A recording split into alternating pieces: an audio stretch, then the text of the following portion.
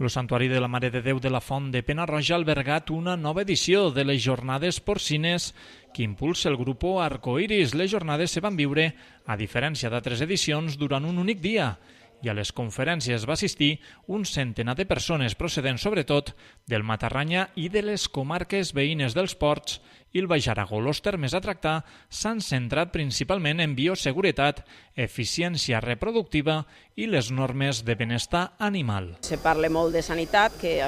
al sector actualment és un problema bastant greu perquè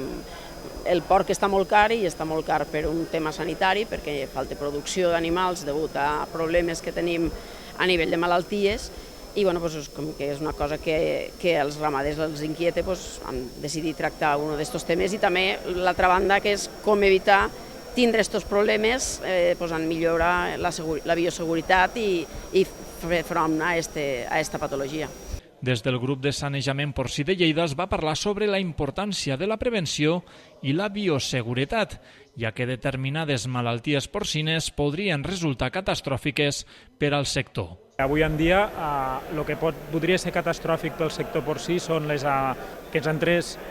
alguna malaltia que no tenim, sobretot estem parlant de malalties com la pesta porcina africana i la febre aftosa, que pel país seria catastròfic. I al final, per evitar que entrin aquestes malalties, el més important és tenir un bon nivell de bioseguretat, de granja, de regió i de país. I per això insistim i insistirem molt temps més perquè hem de continuar tenint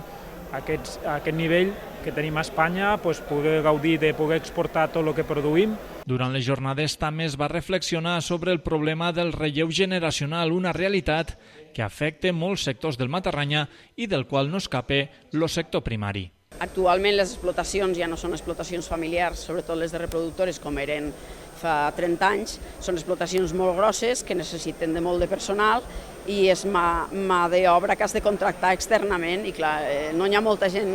és difícil trobar mà d'obra qualificada al sector i ja ni qualificada, encara que no sigui qualificada és difícil trobar-la. Però al final se tracta d'adaptar-se i fer més atractiu i entre tots hem de demostrar que és un sector que és interessant, que és molt bonic de treballar. Unes jornades tècniques dirigides als professionals del sector, que a més van ser registrades en viu i es podien seguir en rigorós directe via streaming.